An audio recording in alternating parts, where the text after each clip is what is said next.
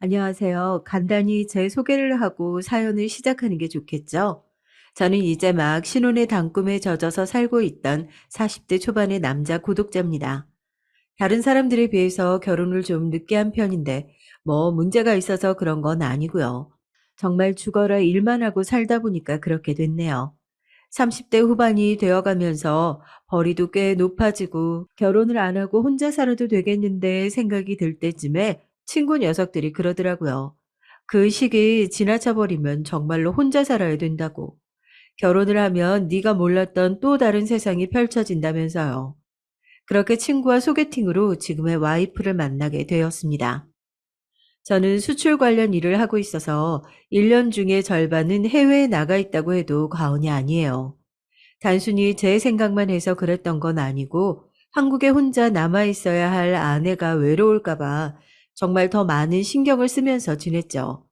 저희가 결혼한 지 6개월 정도 지나고 나서 제가 원래 살고 있던 집에서 함께 살고 있던 아내에게 미안해 집을 알아보라고 먼저 이야기를 꺼냈습니다. 이런 건 원래 여자가 하자는 대로 해야 하는 거라면서. 난 당신이 고른 데면 어디든 좋으니까 집도 그렇고 인테리어도 그렇고 당신이 원하는 대로 꾸며봐. 어린아이처럼 정말 기뻐하면서 방방 뛰던 아내의 모습이 아직도 눈에 선하네요. 제가 벌이가 나쁜 것도 아니고 이왕 가는 거 좀 좋은 집으로 이사 갔으면 좋겠는데 26평 정도의 넓지 않은 집을 고른 아내가 자기는 여기면 딱 좋겠다면서 다른 데는 더 볼 필요 없다고 제 팔을 잡아 흔들더라고요. 그때는 아내가 화려한 외모와 다르게 참 순수한 사람이구나. 내가 결혼 하나는 참 잘했다 싶어서 내심 흐뭇하기도 했어요. 친구들한테도 얼마나 자랑을 했는지 친구들이 이 자식 결혼 안 했으면 어쩔 뻔했냐고 혀를 내두를 정도였죠. 동네에서도 팔불출로 소문이 났고요. 마누라가 예쁘면 처갓집 말뚝에다도 절을 한다는 말이 있잖아요. 제가 딱 그랬네요. 나이 차이가 많이 나는데도 항상 생글생글 웃으면서 저를 대하는 게 어찌나 예뻐 보이던지요. 결혼하고 첫 해외 장기 출장을 앞두니까 그런 아내가 혹시라도 외로울까봐 더 걱정이 되더라고요. 예정에 없었지만 이혼하시고 혼자 계시는 장모님께 집 근처에 전셋집을 하나 얻어드리게 되었습니다. 아이고, 임서방. 아이, 내가 이런 호강을 해도 될는지 모르겠네. 장모님 호강은요. 제가 일 때문에 집을 자주 비워서 이 사람 혼자 놔두는 게 미안해서 그래요. 장모님이 시간 되실 때마다 번거로우시겠지만 집에 오셔서 이 사람이랑 말동무도 좀 해주시고 살림엔 여간 소질이 없어요. 밥 좀 굶지 않게 잘 좀 챙겨주세요. 아이고, 누가 보면 자네가 애 아빠라도 되는 줄 알겠어. 너는 기집애가 호강하고 있는 줄 알아. 얘가 아빠한테 못 받은 사랑을 자네한테 다 받고 있는 것 같네. 고마워, 정말로. 장모님도 근처에 계시겠다. 저도 그 뒤부턴 마음 놓고 출장을 다녔던 것 같아요. 시차 때문에 자주 연락을 하진 못했지만 전화를 할 때마다 장모님 댁에 가서 밥을 먹고 있다. 엄마랑 같이 쇼핑을 나왔다. 그렇게 소식을 전해 들으면서 안심을 했었죠. 그렇게 긴 출장을 끝내고 집으로 돌아왔을 때 텅 비고 조용한 집이 아닌 게 가장 좋았습니다. 제가 도어락을 누르고 있으면 집안에서 아내가 뛰어나오는 발소리가 들리는 게 그 소리가 그렇게 듣기 좋더라고요. 여보 왔어요? 아, 내가 그동안 얼마나 보고 싶었는지 알아요? 그거야 나도 잘 모르지. 내가 더 보고 싶었는데 어떻게 알겠어? 혼자서 집 잘 지키고 있었지? 제 또 하나의 즐거움은 그렇게 작고 소소한 걸 좋아하는 아내가 제가 출장에 다녀온 선물을 까보는 걸 구경하는 거였어요. 일본으로 출장을 간 내내 오직 아내 생각뿐이었습니다. 어디 가게에 가도 이건 아내가 좋아할 것 같은데 하고 담고 또 이것도 아내가 좋아하는 과자인데 싶어 담고 하다 보니까 어느새 제 짐보다 아내 선물로 캐리어가 가득하더라고요. 그래도 이걸 받아들고 기뻐할 아내 얼굴을 생각하니 하루빨리 집으로 돌아가고 싶다는 생각뿐이었습니다. 이거 내가 미팅하면서 먹었던 화과자인데 너무 맛있는 거야. 당신이 딱 좋아할 것 같은 맛이더라고. 그래서 내가 클라이언트한테 이거 어디서 산 거냐고 물어봐서 사가지고 온 거야. 우리 식구가 한 4~5명 되는 것도 아니고 뭘 이렇게 많이 사왔어요, 여보. 너무 예쁘다. 무슨 과자가 이렇게 예쁠 수 있지? 여기 앉아 있어요. 내가 얼른 커피 내려가지고 가지고 올게. 우리 같이 먹어보자. 아내가 내리는 커피 향기가 부엌에 가득하고 사랑하는 아내가 제잘거리는 소리가 계속 들려오고 그렇게 서로에게 기대어 떨어져 있던 동안 있었던 이야기를 나누는 그 시간이 너무 소중하고 행복했습니다. 저는 그렇게 신혼의 달콤함에 빠져 있었어요. 아내가 주는 행복함에 눈이 멀어 있었던 겁니다.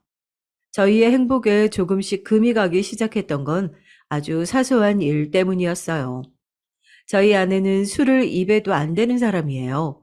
적어도 저랑 같이 있을 때는요. 남편들은 왜 다 그런 로망이 하나쯤은 있잖아요. 퇴근 후 아내랑 집에서 술 한 잔을 기울이면서 그날 있었던 시시콜콜한 일들 이야기도 하고 회사 욕도 털어놓고 하는 그런 로망이요. 저도 오랜만에 긴 출장에서 돌아와서 아내가 저녁 술상을 봐준 상황이었고 아내가 술을 잘 하지 않는 걸 알면서도 넌지시 물어봤죠. 오랜만에 집에 온 건데 혼자 마시려니까 영 분위기도 그렇고 심심한데 자기도 가볍게 와인 한 잔 하는 건 어때? 나 술 잘 못하는 거 알면서도 그러네. 정말 그럼 딱 한 잔만이에요? 그러니까 딱 한 잔만 같이 하자는 거지. 나 한 잔 마실 때 자기는 한 모금씩만 마시면 되잖아. 저기 내가 거래처에서 받아온 좋은 와인 있어. 오랜만에 우리 와이프랑 같이 술 마실 수 있는 절호의 찬스인데 이걸 놓치면 안 되지.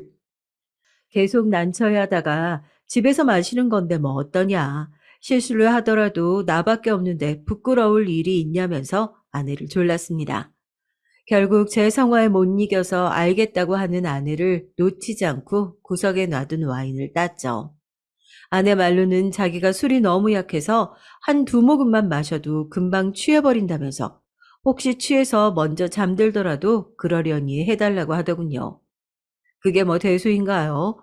저도 오랜만에 집에 돌아와서 기분 좋게 아내와 술잔을 기울이고 있었고 술을 못 마신다는 아내의 말은 거짓말이 아니었는지 정말 와인 두 모금에 얼굴이 새빨개졌어요. 와인 몇 모금이나 마셨다고 얼굴이 금방 이렇게 붉어지는 거야? 정말 귀여워 죽겠다니까. 졸리면 먼저 들어가서 잘래? 아니야, 나 괜찮아요. 더 마실 수 있어요. 한 모금, 두 모금, 아내의 얼굴은 제가 봐도 걱정스럽다 싶을 정도로 붉어졌더라고요. 얼굴만 달아오른 게 아니라 턱을 괜 아내의 눈도 슬슬 풀려가는 게 제가 먼저 자리를 정리해서 일어나야겠다 싶었습니다. 식탁을 대강 정리하고 식탁에서 꾸벅꾸벅 졸고 있는 아내의 어깨를 잡아 일으키려고 했죠. 또? 아니야, 아니야. 나 이제 피곤해, 그만해. 술을 더 먹자는 이야기인 줄 알았으나 횡설수설하는 아내를 마저 일으키는데 순간 이상한 생각이 들어 아내를 쳐다봤죠. 저랑 눈을 마주쳐 오는 아내의 눈이 술 때문에 완전히 풀려 있더라고요. 아내는 저랑 처음 만난 이후 단 한 번도 저에게 반말을 썼던 적이 없었어요. 거기다 야라는 호칭은 술을 마셔서 실수한 거겠거니 생각했지만 술에 취해 제가 아닌 다른 사람으로 착각한 것은 아닌지 쓸데없는 의심이 피어오르더라고요. 술에 취해서 저에게 몸을 기대 안방으로 돌아가는 아내의 모습이 갑자기 낯설게 느껴졌습니다. 신혼생활이 꽤 됐는데도 불구하고 부끄러움이 많은 아내 탓에 저희는 관계도 자주 가지는 편이 아니었거든요. 그런데 술을 마신 아내는 마치 다른 사람처럼 제 팔에 기대어 교태를 부리는 게 아니겠어요? 맥박이 긴장으로 요동치고 그 소리가 제 귀에까지 들릴 정도였습니다. 아내의 행동은 단순히 술에 취한 사람의 느낌이 아니라 그동안 행복했던 저희 부부의 일상에 돌을 던지는 느낌이었어요. 왜 겨울철에 꽁꽁 언 호수를 보신 적 있으세요? 무거운 바위를 구석에 던지면 얼음 위로 실금이 가고 그 금들은 눈에 보이지 않지만 누군가 그 위에 발을 딛기라도 한다면 손 쓸 틈도 없이 깨져서 깊은 호수로 그 사람의 발목을 잡고 끌어당겨 버리는 그날 저녁 아내의 모습은 얼음 호수 같던 저희 부부의 잔잔한 일상에 보이지 않는 금들을 남겼습니다. 구독자 여러분은 드라마를 좋아하세요?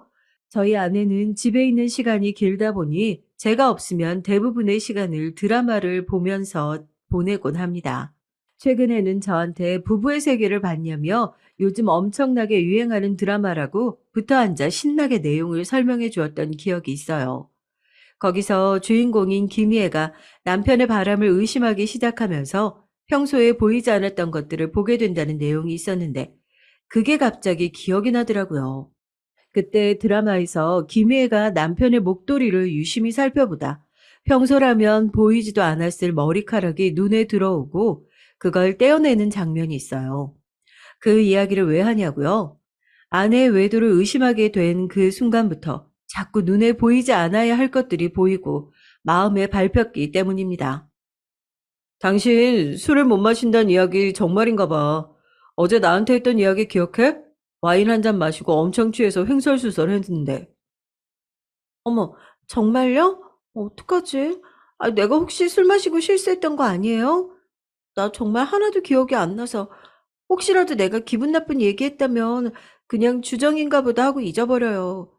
그런데 내가 혹시 무슨 말을 했어요? 자기가 술에 취해서 했던 이야기가 까맣게 기억나지 않는다면서 대체 무슨 이야기를 했냐고 제 눈치를 살피는데 누가 봐도 이상하잖아요. 저는 혹시나 하는 마음으로 아내를 살짝 떠보기로 했습니다. 정말 하나도 기억 안 나요? 난 어제 당신이 얘기하는 거 듣고 다른 남자라도 있는 줄 알았는데. 여보, 괜찮아요? 어디 다친 데 없어요? 오랜만에 과음을 해서 속이 좋지 않다면서 따뜻한 차를 끓여서 식탁으로 가지고 오고 있던 아내는 제 이야기에 놀란 건지 뜨거운 물이 담긴 주전자를 그대로 바닥으로 떨어뜨렸어요.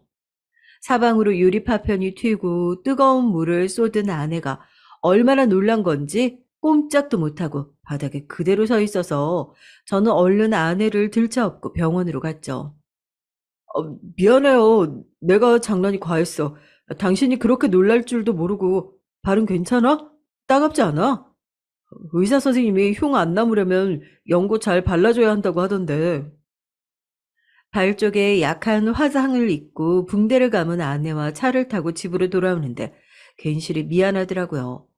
사실 의심을 하려면 의심할 수 있는 상황이었지만 당시에는 제가 아내를 사랑하는 마음이 더욱 컸나 봅니다. 오로지 신경이 아내의 다친 발에만 가게 되더라고요.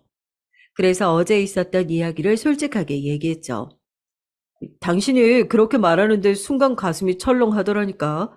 나한테 최고로 예쁜 사람인데 혹시라도 다른 남자가 생긴 건 아닐까 하고. 당신이 결혼 전에도 인기가 오죽 많았냐고. 아직도 나 없이 그냥 밖에 나가면 예쁜 아가씨처럼 보일 텐데.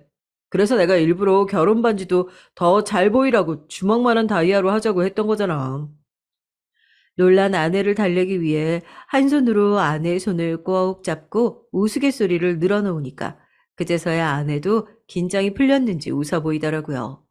그리곤 제 손을 꼭 맞잡으면서 그래요. 나는 당신밖에 없다고. 우리 결혼하기 전에 내가 먼저 좋다고 쫓아다닌 건 기억도 못해요? 당신 눈에야 내가 예쁜 사람일지 몰라도 나도 이제 나이는 먹을 만큼 먹었다고요. 요 앞에 편의점에 당신 맥주 사러 가도 신분증 검사를 안 한다니까요. 나 그 아르바이트생한테 정말 서운한 거 있죠? 내가 워낙 술이 약해서 어제는 횡설수설 했나 봐요. 요즘 보는 드라마 주인공끼리 서로 반말을 쓰거든요. 아마 그래서 그랬나?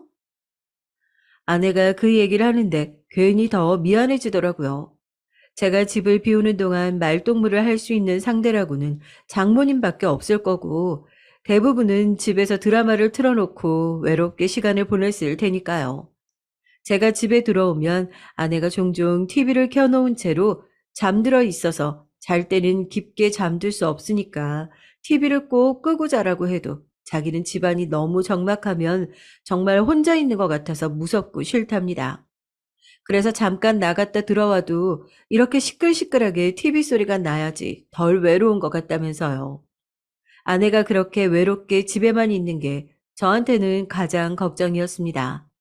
문화센터라도 좀 나가보라고 얘기를 해도 자기는 아줌마들이랑 어울려서 뭔가 하는 게 성격상 안 맞는 것 같다며 그렇게 거절을 했어요.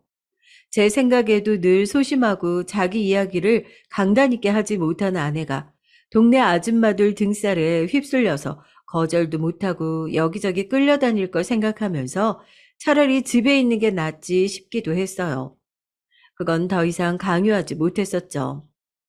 우리 마누라 드라마 주인공들이랑 대화할 정도로 외롭게 내버려 둔 건 나인데 괜히 엄한 사람 잡아서 예쁜 발에 상처만 나고 내가 입이 10개라도 할 말이 없다.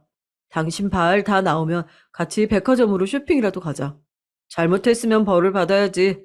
3시간이고 4시간이고 당신 기분 풀릴 때까지 나 짐꾼으로 데리고 다니라고. 화는요, 그런 거 아니에요. 오히려 당신이 아직도 날 많이 사랑해주고 있구나 싶어서 기쁜걸요? 그런 걱정 안 하게 내가 더 조심할게요. 당신도 괜히 다음부터 나한테 술 권하지 말고. 아직까지 속이 안 좋아요, 정말. 저희 아내는 주변에서도 그래요. 조근조근 말하고 있는 걸 보고 있으면 꼭 천사 같다고. 저도 그날따라 손사래를 치면서 오히려 자기는 그렇게 걱정받는 느낌이 좋다고 이야기하는 아내가 얼마나 천사같이 보이던지요. 괜히 제가 미안할까봐 평소에 하지도 않는 너스레를 떨어가면서요. 그래, 내가 이런 사람을 두고 무슨 생각을 한 건가 싶었습니다. 그런데요, 그 드라마 목도리에 붙어 있는 머리카락도 꼭 그랬거든요. 의심이 다 풀리고 나서도 또 다른 의심의 씨앗이 계속해서 피어올랐습니다. 최근에 그 드라마를 다시 보고 나서야 알겠더라고요. 주인공이 남편을 의심한 이유가 그 머리카락 때문이 아니었으니까요. 이미 의심하는 마음이 한번 생겨났는데 머리카락 주인을 찾았다고 해서 속이 시원할까요? 다음번엔 또 머리카락이 아니라 뭐가 보일까 싶어서 오히려 불안했겠죠.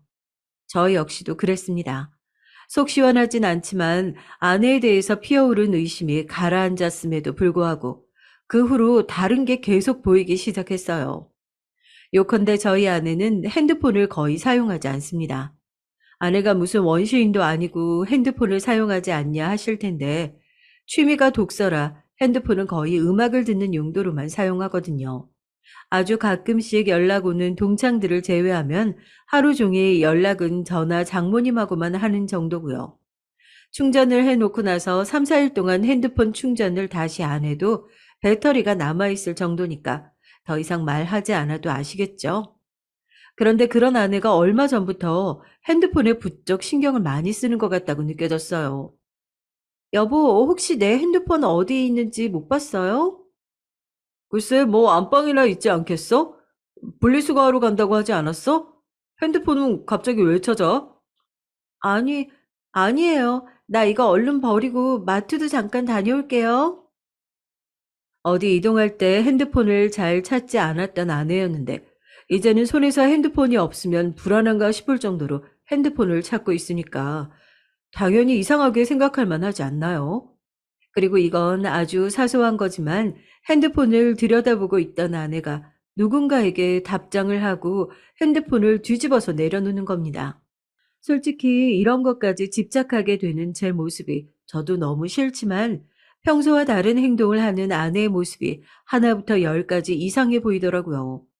꼭 저한테 알람이 오는 걸 보여주고 싶지 않은 사람처럼 행동하는 모습이요. 그렇게 아주 자연스럽게 핸드폰을 뒤집어 내려놓는 모습 하나하나까지 의심을 할 정도니 아내도 그걸 느낄 정도로 저는 점점 더 예민해져만 갔습니다. 여보, 요즘 회사에 무슨 일 있어요? 아니면 몸이 좀 피곤한가 해서요. 당신 요즘 좀 이상해요. 잠도 잘 못 자는 것 같고. 그래도 아내가 제일 먼저 제 상태가 달라진 걸 눈치채더라고요. 잠을 잘 못 자는 것도 사실이었습니다. 어부가도 모를 정도로 깊게 잠드는 저인데 만에 하나 그런 상상 있잖아요. 제가 잠든 사이에 아내가 내연남을 만나러 밖으로 나가는 그런 상상이요. 한번 그런 생각에 휩싸이기 시작하니 침대에 누워서 잠을 청하려고 해도 잠이 오지 않더군요. 자고 있던 아내가 잠시 뒤척거리기라도 하면 혹시 어디 나가려고 그러는 건 아닌지 자는 척을 하고 온 신경을 아내에게 집중하고 있었죠. 물론 제가 그렇게 새벽 내내 난리를 치는 동안 아내의 핸드폰이 울린다거나 아내가 침대에서 일어난 적은 단 한 번도 없었습니다. 자꾸 의심은 꼬리에 꼬리를 무는데 저 혼자만 이상한 사람이 되어가는 것 같으니 이게 정말 정신병인가 싶기도 했어요. 요즘 일이 많아서 피곤해서 그런가 봐. 잠을 푹 못 자. 말 나온 김에 나 눈 좀 붙일 테니까 1시간만 있다가 깨워줄래? 그럴게요. 눈이 빨갛다. 얼른 자요.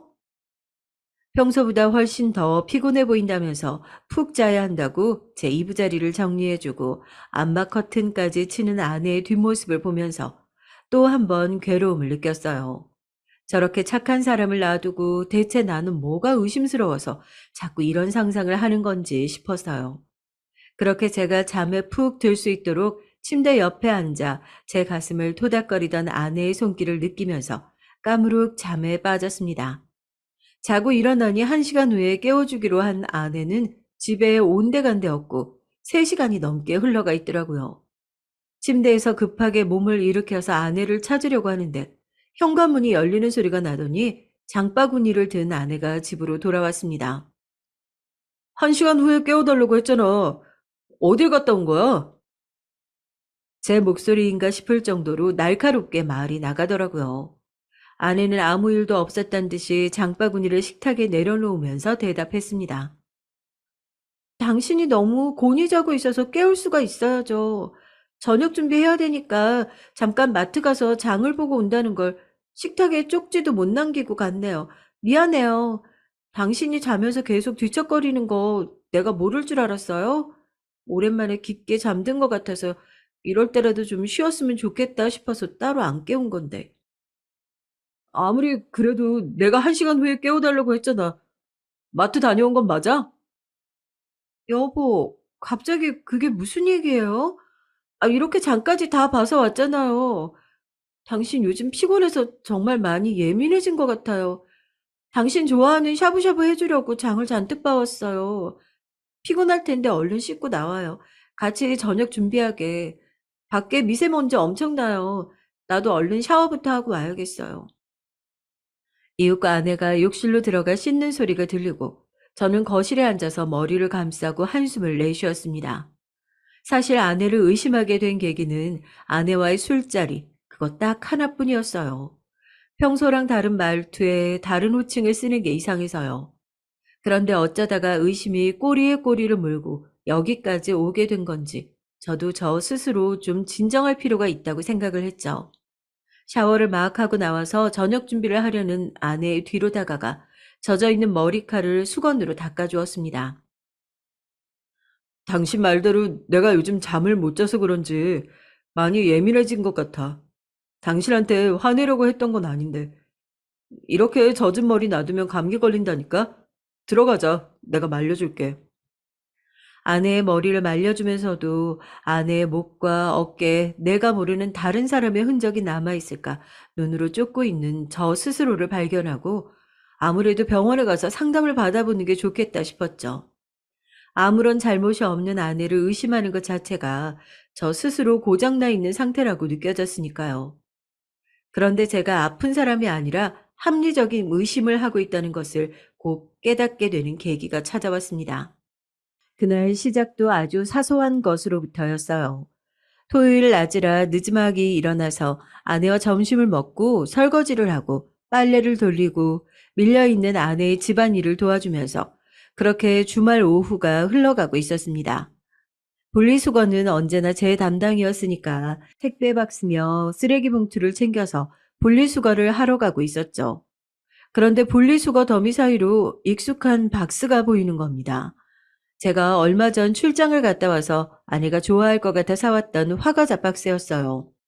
화과자 박스가 뭐라고 또 의심을 시작했냐 하실 거예요. 한국에서 팔지 않는 과자였을 뿐만 아니라 제가 미팅한 회사에서 만든 스티커를 박스 구석에 붙여놓았었는데 그것까지 그대로 붙어 있더라고요. 아내가 집에서 제가 사준 화과자를 집어먹는 모습을 한순간도 보지 못했는데 이미 포장지가 다 벗겨져서 분리수거장에 있는 걸 보니 또다시 의심이 피어올랐습니다. 다녀왔어요? 무겁진 않았어요? 내가 같이 가서 도와준대도 꼭 혼자 가겠다고 그러네. 그게 뭐 무거운 거라고. 집안일 다 끝난 거지? 음, 빨래는 내가 갤 테니까 당신이 이제 좀 쉬어요. 평일에 하루 종일 바쁘게 일하고 집안일까지 안 도와줘도 된다니까. 어느 순간 피어오른 의심은 의심으로 끝나지 않고 아내를 떠보고 싶은 충동으로 변했습니다. 아무것도 모르는 얼굴로 제 옆에서 웃으며 빨래를 개고 있는 아내에게 넌지시 물어봤어요. 여보, 내가 일본 출장 끝나고 사다 준 화과자 있잖아. 그거 혹시 남았나? 갑자기 단 게 좀 땡겨서. 화과자는 갑자기 왜요? 당신 원래 단 거 좋아하지도 않잖아요. 아니, 양이 꽤 됐던 것 같은데 아직 남아있지? 한두 개만 가져다 줘. 커피랑 먹게. 화가자 이야기가 나오자 눈에 띄게 당황하는 아내의 모습을 보면서 저는 한편으로 참담하기도 하고 배신감에 치가 떨렸습니다. 분명히 내가 보고 왔던 게 있는데 저한테 어떤 거짓말을 할까 싶어서 들어보자는 마음도 있었죠. 여보, 그게 내가 한두 개 집어먹고 나니까 맛있다 싶어서 엄마 집에 놀러 갈 때 챙겨서 갔거든요. 당신이 놔두고 먹을 생각이었을 줄 알았으면 그걸 그렇게 다 가져가는 게 아니었는데. 냉장고에 다른 간식이 있는지 좀 찾아볼까요? 장모님 집에 가지고 간 과자 박스가 저희 집 아파트 분리수거장에 보이는 게 말이 된다고 생각하세요? 그렇다고 이걸 가지고 다짜고짜 아내를 추궁하기에 저 역시 무리가 있다고 생각했습니다. 제가 가지고 있던 의심이 정말 사실이라는 것을 확인하고 싶었을 뿐이니까요. 됐어. 그게 뭐라고. 장모님이랑 같이 먹었다니까 잘했네. 나중에 장모님께 한번 여쭤봐. 맛있으시다고 하면 내가 또 사다 드린다고. 알겠어요. 나도 주말에 집안일을 몰아서 하려니까 좀 힘드네. 먼저 들어가서 쉴게요. 아내에겐 남자가 있는 것 같았습니다. 아니, 남자가 있는 게 분명했어요. 모든 정황이 그렇다고 말해주고 있었어요. 제가 아무리 많은 시간을 일 때문에 떨어져 있다고 해도 누구보다 아내를 잘 아는 사람이었습니다. 묘하게 달라진 아내의 말투나 행동을 못 알아차릴 리가 없죠. 그리고 저는 그날부터 아내가 바람을 피고 있다는 증거를 잡기 위해 혈안이 되어 있었던 것 같습니다. 새벽 4시 정도 됐을까요? 아직 동이 트기에는 깜깜한 시간에 저도 모르게 눈이 떠졌어요. 물을 마시려고 몸을 일으키다가 옆에 누워있는 아내를 보니 세상 곤히 잠들어 있더라고요. 당장이라도 아내를 흔들어 깨워서 정말 당신한테 다른 사람이 있는 게 맞냐고 추궁하고 싶었지만 저에겐 좀 더 명확한 증거가 필요했습니다. 아내가 깊이 잠들어 있는 걸 확인하고 최대한 소리를 내지 않으며 살금살금 침대 머리맡으로 다가가 아내의 핸드폰을 집어들었어요. 안 읽은 메시지 1개. 시간을 보니 새벽 1시 반 정도에 와 있는 문자더군요. 그 시간에 아내에게 문자를 보낼 사람이라고는 내 연남 말고는 없을 거라고 생각했습니다. 문자의 내용을 확인해야겠다는 생각으로 머릿속이 꽉 찼죠. 그러나 아내의 핸드폰은 전부 다 잠궈져 있었어요. 혹시나 하는 마음에 아내의 생일부터 저희의 결혼 기념일까지 알고 있는 숫자는 전부 다 눌러봤죠. 여보, 거기서 뭐해요? 휴대폰 불빛에 깼는지 아내가 일어나 제 쪽으로 다가오고 저는 당황해서 아내의 핸드폰을 바닥에 떨어뜨렸습니다. 시끄러운 소리를 내는 핸드폰을 바라본 아내가 황당하다는 얼굴로 저를 쳐다보더라고요. 당신 지금 내 핸드폰 본 거예요? 아니, 오해할 수 있는데 그런 거 아니야. 자다가 갑자기 진동 소리가 울린 것 같은데 내 핸드폰은 아니어서 당신 핸드폰인가 하고 확인했던 거야. 핸드폰을 집어들고 확인하는 아내를 보면서 안도의 한숨을 내쉬었습니다. 아마 제가 비밀번호를 한 번이라도 더 틀렸더라면 아내의 핸드폰은 자동으로 잠금 상태가 되었을 테고 그랬다면 핸드폰을 몰래 훔쳐본 것이 아니라는 저의 거짓말도 통하지 않았을 테니까요. 난 또 뭐라고. 그냥 스팸 문자예요. 당신이 진동 소리에도 깰 정도로 신경이 날카로워져 있는 줄 몰랐어요. 앞으로 잘 때는 핸드폰 끄고 자든지 할게요. 스팸들도 참 부지런해, 그렇지? 이 시간까지 일을 하고 말이야. 늘 그런 것도 아닌데 신경 쓰지 말고 얼른 다시 자. 그리고 다음날 아침에 저는 아내에게 아무래도 사무실에 잠깐 나가봐야 할 것 같다며 집을 비우고 아파트 입구가 보이는 카페로 가서 아내를 기다려보고자 했습니다. 제가 생각해도 너무나 치졸한 방법인 것을 알고 있지만 이렇게라도 해서 아내의 본 모습을 알고 싶었으니까요. 엘리베이터를 타고 내려가면서 오만 생각이 다 들더라고요. 윗집? 아, 네. 안녕하세요. 생각에 한참 빠져 있을 때 그걸 깬 건 아래층 아주머니의 인사였습니다.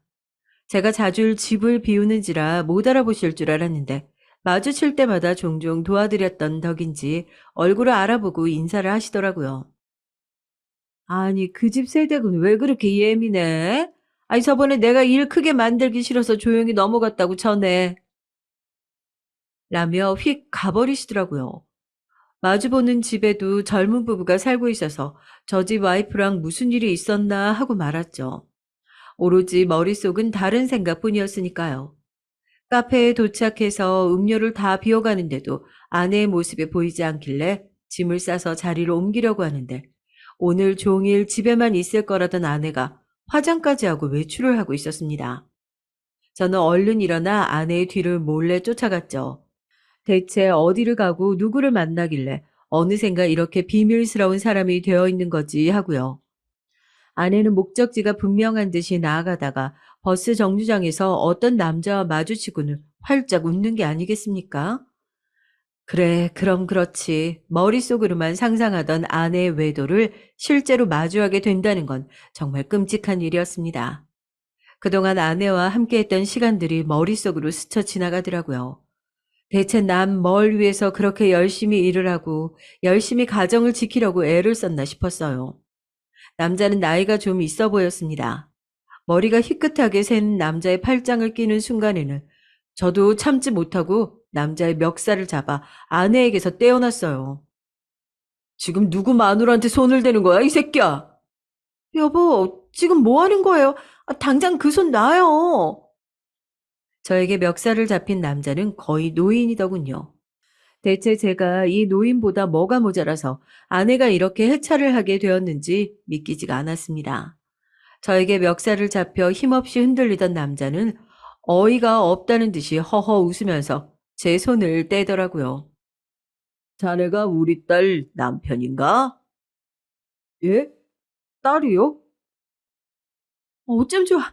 아빠 괜찮아요? 어디 다친 데 없어요? 여보, 이게 지금 무슨 짓이에요? 아뿔싸. 호칭에 놀라 황급히 손을 떼니 아내가 다가와서 다친 곳은 없는지 여기저기 살피더라고요. 장인어른과 아내, 저 이렇게 셋은 제가 아까 아내를 염탐했던 카페로 다시 돌아갔습니다. 고개를 들 면목이 없더군요. 제가 결혼하기 훨씬 전에 장모님과 장인어른은 분명 이혼을 하셨다고 했고 따로 인사를 드린 적도 없었을 뿐더러 결혼식장에도 오시지 않았으니까요. 제가 장인어른의 얼굴을 알아보지 못한 게 이상한 일은 아니었죠. 장인어른, 제 무례를 용서해 주세요. 아내가 다른 남자랑 자연스럽게 팔짱을 끼고 있는 모습을 보니까 저도 모르게 순간 화가 나서 앞뒤 상황을 보지도 않고 달려든 것 같습니다. 죄송합니다. 아니네. 얼굴을 한 번도 본 적이 없는데 장인어른인지 딸아이가 바람을 피고 있는지 자네가 어떻게 알았겠나? 나도 마음에 담아두지 않을 테니까 다만 딸의 엄마한테만 우리가 만난다는 사실을 좀 비밀로 해주게. 사실 이혼하고 나서 자주는 아니더라도 우리는 종종 연락도 하고 만나기도 하고 했었는데 내가 그다지 좋게 이혼한 건 아니라서 말이야. 이렇게 만나고 있는 사실을 알면 놀라서 쓰러질 수도 있으니까 말이야. 걱정하지 마세요. 저도 꼭 비밀 지키겠습니다. 장인어른을 그렇게 보내드리고 아내와 단둘이 남았을 때 머쓱한 얼굴로 고개를 푹 숙이고 있는 저를 아내는 아무 말 없이 안아줬습니다. 바람을 피우는 건 아닐까 의심했던 제 좁은 속이 무색해질 정도로 말입니다. 당신이 날 조금만 더 사랑했으면 우리 아버지는 처음 본 사위한테 두드려 맞는 거 아니었나 몰라요. 이제 오해가 좀 풀렸어요? 오해는 무슨, 정말 말도 안 되는 상상을 했던 거지, 내가. 당신이 어떤 사람인지 뻔히 알고 있는데도 바람을 피는 건 아닐까. 같은 말도 안 되는 상상이나 하고 말이야. 정말 미안해. 앞으로 이렇게 오해하고 의심하는 일 없을 거야. 오늘 회사 간다고 해놓고 이렇게 흥신소처럼 뒤나 쫓아다니고 있고 말이야.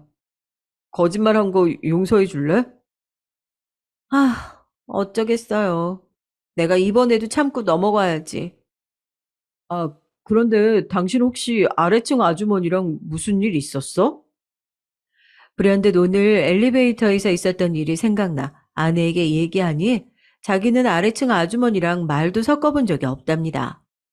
그럼 그렇지 하고 아내 손을 잡고 오랜만에 둘이서 아파트 근처를 산책하고 집으로 돌아갔어요.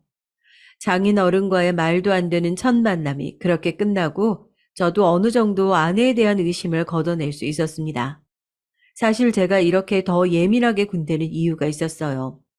곧 있으면 스페인으로 거의 한 달 가까이 출장을 가야 하는데 아내가 평소와 다른 행동을 보이니까 그 긴 시간 동안 집을 비운다는 것 자체가 불안하게 느껴졌어요. 과정이 좋지 않긴 했지만 결과적으로 이 일이 잘 마무리되면서 저도 조금 더 마음이 편히 출장을 다녀올 수 있겠구나 싶었죠. 여보, 조심히 다녀와요.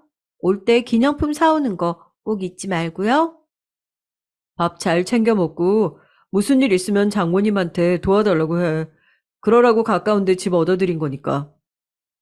그렇게 저는 약 한 달간의 긴 출장을 떠나게 됐습니다. 아무래도 시차 때문에 매일같이 연락을 하긴 어려웠지만 아내는 졸린 걸 참아가면서도 저를 통화를 하고 소소한 일상을 공유하면서 그렇게 한 달이 훌쩍 지나가게 됐어요. 출장에서 복귀하는 날 하필이면 장인어른께서 작은 교통사고로 병원에 갑자기 입원을 하게 됐다면서 병원에서 하루 자고 오겠다고 장모님껜 꼭 비밀로 해달라고 신신당부를 하더라고요. 오늘 복귀하는 날인데 잠깐 얼굴 보기도 힘든 거야? 그러게, 아빠는 왜 하필 오늘 사고가 나가지고.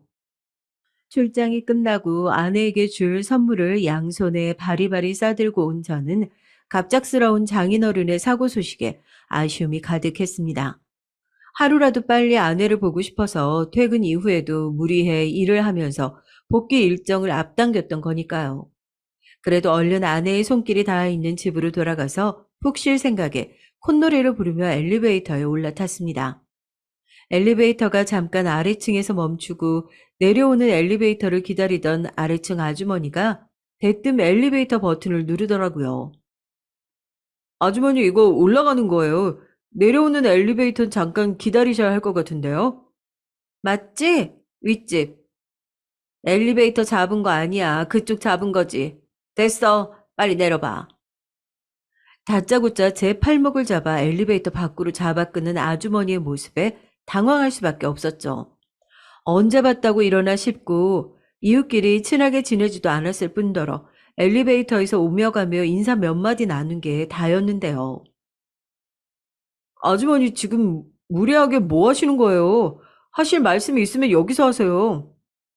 저도 불쾌한 기분에 아주머니가 붙잡고 있는 제 팔을 뿌리치고 이야기를 하니 아래층 아주머니는 정말 혀를 쯧쯧 하시면서 고개를 저으시더라고요. 이제 자기 가슴을 주먹으로 치면서 한숨을 푹푹 쉬기까지 하시더라고요. 딱 보아하니까 어디 멀리 출장 갔다가 이제 돌아오는 것 같은데 그 집 새댁이 뭐 하면서 돌아다니는지 나 알기나 해. 이렇게 뼈 빠지게 벌어서 마누라 두 집 살림하라고 호주머니에 돈 넣어주고 있는 게 불쌍해서 내가 알려주는 거야. 너무 놀라서 당황하면 몸이 얼어버린다고 하잖아요. 그게 무슨 기분인지 딱 알겠더라고요. 아주머니가 절 붙잡고 뭐라고 계속해서 말씀을 하시는 것 같은데 정말 귀에 하나도 들어오지 않았습니다. 제 머릿속에는 아주머니가 방금 하셨던 두 집 살림이라는 단어만 맴돌았어요. 아주머니는 멍하니 짐을 내려놓고 서 있는 제 팔을 끌고 본인 집으로 가시더라고요. 뭐 물이라도 한 잔 갖다 줘? 얼굴이 허옇게 질려가지고 아이고 나 같아도 그러겠어. 아니 근데 그 새댁이랑 결혼을 한 건 맞고? 아주머니 이게 대체 무슨 말씀이신지 제가 잘 이해가 안 돼서요. 제 아내가 두 집 살림을 한다는 건 무슨 말씀이세요? 아주머니는 말없이 저에게 CCTV 화면을 보여주셨습니다. 요즘 방범용 CCTV라고 해서 저렴하게 집 앞에 설치해 놓고 하잖아요. 아주머니의 집 앞을 비추고 있는 카메라 화면을 들여다보고 있는데 익숙한 실루엣이 보이더라고요. 바로 제 아내였습니다. 지금 화면에 나오고 있는 모습이 정말 제 아내의 모습이 맞긴 한 건지 눈을 비비고 마른 세수를 하면서 다시 봐도 분명히 제 아내가 맞더군요. 아주머니의 맞은편 집에 살고 있는 남자와 달라붙어 키스를 하고 또 다른 날은 장을 본 건지 장바구니를 들고 팔짱을 끼고 자연스럽게 집에 들어가는 모습. 상식적으로 믿을 수가 없었습니다. 제 아내에게 내연남이 있을 거라 끊임없이 의심하긴 했었지만 장인 어른을 만나면서 그 모든 게 정말 오해라고 생각했었으니까요. 그런데 다른 곳도 아닌 바로 저희 집 아래층에 그 내연남이 살고 있을 거라고 누가 상상이나 했겠습니까? 내가 괜히 부부싸움 휘말릴까봐 이야기해줄까 말까 하다가 난 여태 저 새댁이 우리 맞은편 부부라고 생각을 했었어. 아니, 내가 못 알아볼 거라고 생각한 건지 뭔지 집에 혼자 있는데 하도 시끄러운 소리가 나서 윗집에 올라가서 문을 두드리니까 또 저 새댁이 나오더라고. 그래서 뭔가 이상하다 했지. 보니까 그쪽 새댁이 두 집 살림을 하고 있는 것 같은데 아니 간도 크지. 아 어떻게 위아래층으로 두 집 살림 할 생각을 해? 정신이 나가도 한참 나갔지. 아유. 아 어쨌든 난 이거 우리 집 앞에 설치한 CCTV라서 불법 아니야. 방범용 CCTV에 찍힐 정도로 복도에서 물고 빨고 한 인간들 탓이지. 아유, 저 표정 보니까 이제야 한 것 같은데 이 세댁 이렇게 된 지 한참 됐어. 내가 본 것만 해도 몇 달인데 벌써 1년 가까이 됐을걸? 1년. 예산보다 한참은 부족한 아파트에 들어오겠다던 아내의 마음에 감동받았던 게 1년쯤 되었을 겁니다. 아주머니의 말과 CCTV 속 수십 번이 넘게 찍혀 있는 아내와 그 남자의 모습을 보니 애초부터 이 집으로 이사 온 이유도 그렇게 편히 두 집 살림을 하기 위해서라는 게 확실해지더군요. 집을 고르는 것부터 인테리어까지 아내의 손길이 닿지 않은 곳이 없는 아파트라 버선발로 달려왔는데 이제는 이 아파트가 그냥 끔찍하게만 느껴졌습니다. 그때 제가 어떤 생각을 했는지 아시나요? 애가 없어서 참 다행이라는 생각. 그리고 저 남자도 과연 이 사실을 알고 있을까 궁금해지더군요. 장인어른 병간호로 오늘 집에 아내가 들어오지 않는다는 사실은 알고 있었으니까요. 저는 아주머니가 말릴 틈도 없이 자리를 박차고 일어나 맞은편 집으로 다가갔습니다. CCTV에 아내와 붙어있던 남자가 아무것도 모른다는 얼굴로 나오더군요. 저는 남자의 멱살을 잡아서 복도에 집어 던졌어요. 복도에 내쳐진 남자는 본인한테 대체 왜 이러는 거냐며 억울해 하더라고요. 사건의 전말을 몰랐던 저는 두 사람이 지금 짜고 저를 엿먹이는 거라고 생각했습니다. 야, 너 지금 다짜고짜 뭐 하는 짓이야? 뭐 하는 짓? 그건 내가 너한테 묻고 싶은 말이지. 넌 뭐 하는 놈인데 내 마누라랑 그렇게 부부 행세를 하면서 살았어? 그게 무슨 소리야? 아줌마, 이 사람 좀 말려봐요. 내가 당신 와이프를 어떻게 한다고 지금 여기 와서 이 난리를 피우는 건데. 아내의 내연남을 패 죽일 기세로 달려드는 저를 아주머니가 뜯어 말리고 내연남은 자기는 이미 결혼을 한 사람인데 누구랑 바람을 피냐면서 억울하다고 저를 밀쳐냈습니다. 네가 매일같이 이 복도에서 물고 빨고 했던 게 내 와이프라고. 못 알아듣는 척하지 말고 무릎이라도 꿇고 제대로 사과해. 지금 패 죽이고 싶은 거 간신히 참고 있으니까. 내연남은 죽어도 자기는 아니라면서 발뺌을 하더라고요. 이대로는 안 되겠다 싶어서 내연남 멱살을 잡아 끌고 아주머니 집 CCTV 화면 속 찍힌 아내와 남자의 모습을 보여주었습니다. 더욱 황당한 표정으로 이 사람이 자기 와이프라고 하더군요. 그러니까 무슨 소리냐니까. 이 여자가 내 와이프라고. 아직 대출 문제 때문에 혼인신고를 안 한 거고 동거만 같이 하고 산지 1년이 넘어가는데 무슨 소리야. 사연을 듣고 계신 분들께서도 이게 무슨 소리인가 싶으시죠? 제 아내가 그야말로 완벽하게 두 집 살림을 하고 있었던 겁니다. 저랑 결혼한 지는 3년째.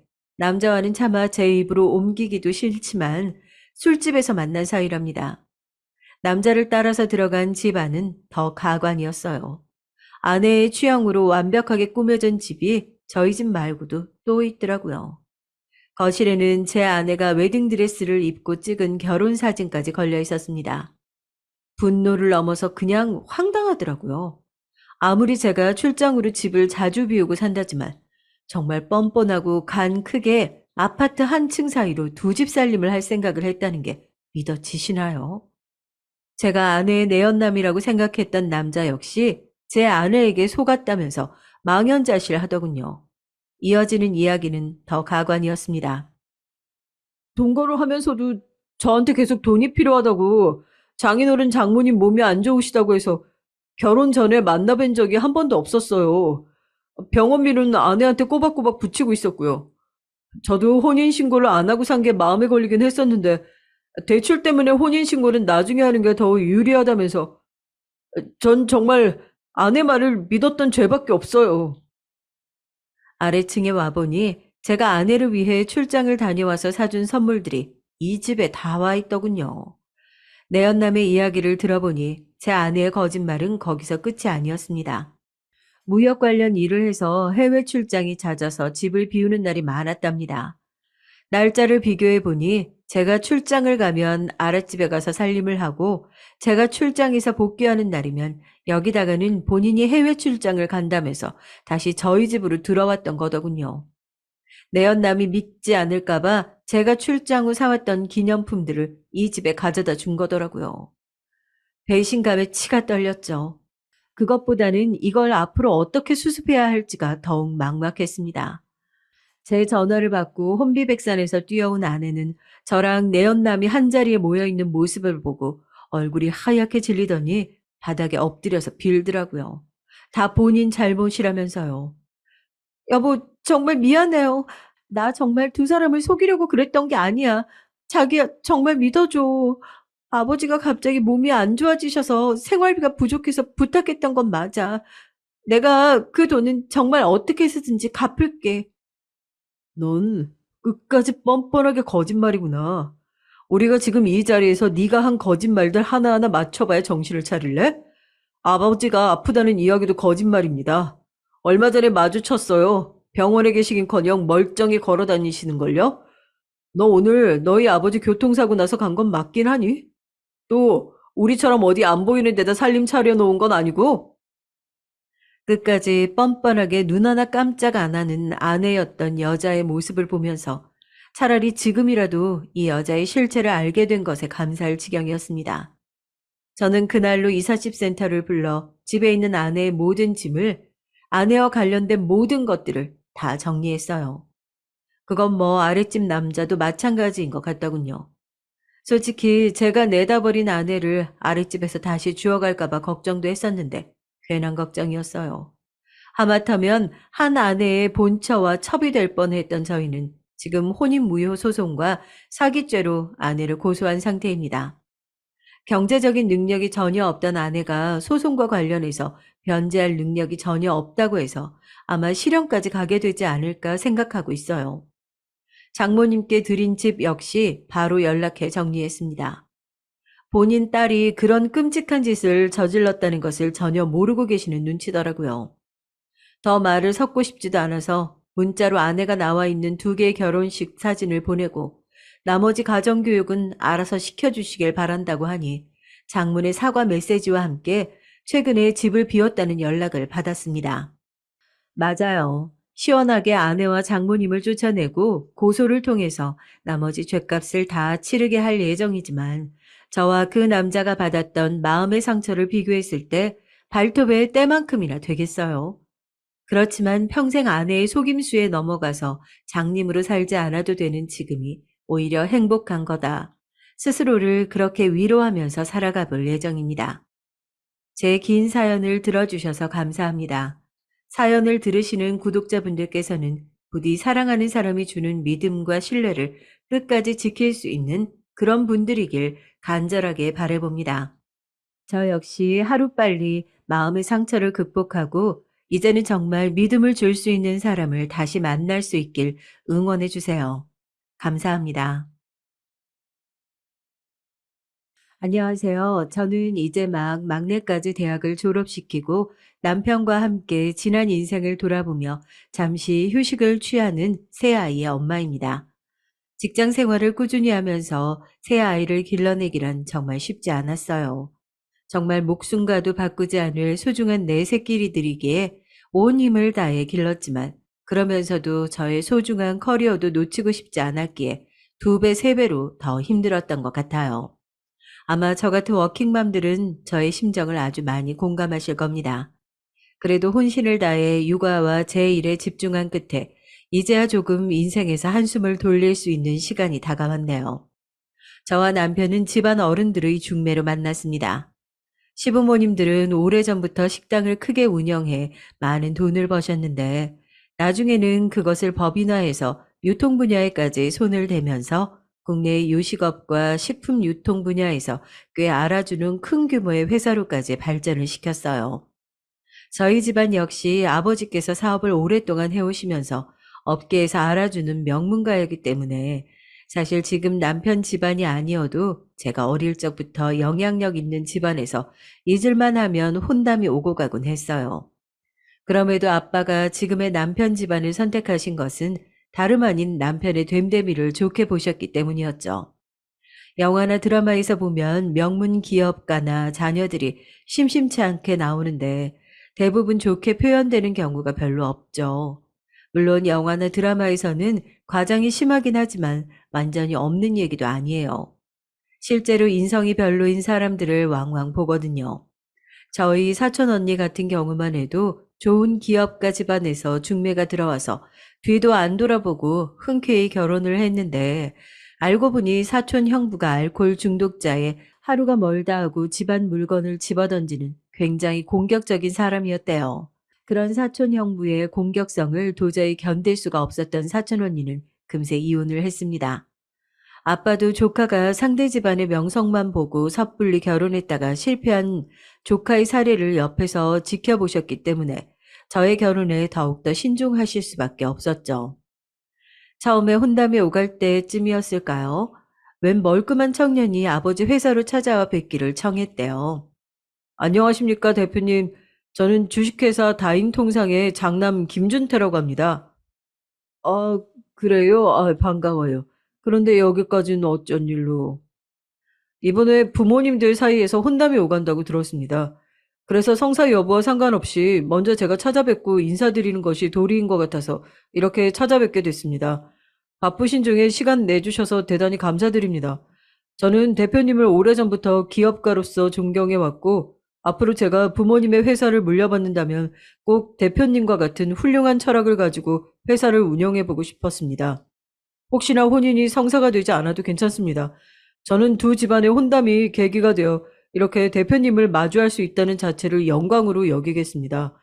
평소에 저희 집안에 대해 조금이라도 긍정적인 마음을 가지고 계셨다면 오늘 이렇게 찾아뵌 저를 보셔서라도 조금 더 이 혼담을 긍정적으로 생각해 주시면 감사드리겠습니다. 앞서 말씀드렸듯이 그동안 저에 대한 혼담이 오간 건 처음이 아니었어요. 그런데 혼담이 오갈 때 당사자인 사위될 사람이 직접 아빠를 찾아온 것은 이 사람이 처음이었대요. 게다가 정말 솔직히 말해서 그쪽 집안 정도면 저렇게 저희 집안에 숙이고 들어오지 않아도 될 정도의 위치거든요. 그렇다고 이 사람이 저와 먼저 아는 관계여서 저에게 호감이 있어서 아빠에게 결혼을 허락해달라고 요구하는 상황도 아니었고요. 그렇다면 남편은 왜 그렇게까지 어른들의 혼담에 본인이 적극적으로 나서서 아빠까지 찾아뵀던 걸까요?